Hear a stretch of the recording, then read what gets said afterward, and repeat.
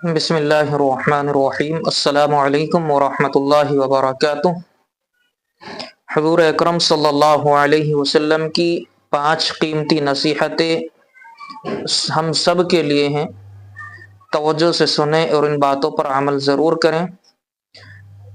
Number 1، شریعت کی حرام کردہ چیزیں جو شریعت میں حرام ہیں، شریعت کی حرام کردہ چیزوں سے خود کو بچاؤ۔ اگر ہم بچائیں گے تو سب سے زیادہ عبادت گزار بن جائیں گے۔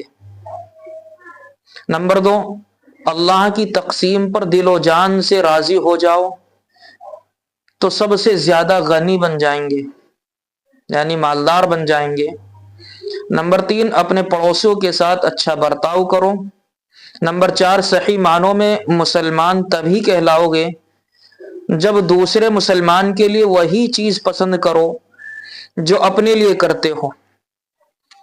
نمبر 4 اور نمبر 5، زیادہ کھل کھلا کر ہنسنے سے بچو، چاہے وہ ہنسی کی بات ہو یا نہ ہو، اس لیے کہ زیادہ ہنسنا دل کو مردہ کر دیتا ہے۔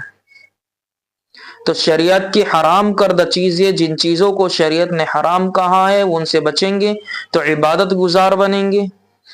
اللہ نے جس ہماری قسمت میں جو لکھا اس پر راضی ہو جاؤ تو اللہ سب سے زیادہ مالدار بنا دے گا، غنا حاصل کرائے گا۔ نمبر 3، پڑوسیوں کے ساتھ اچھا معاملہ کرو۔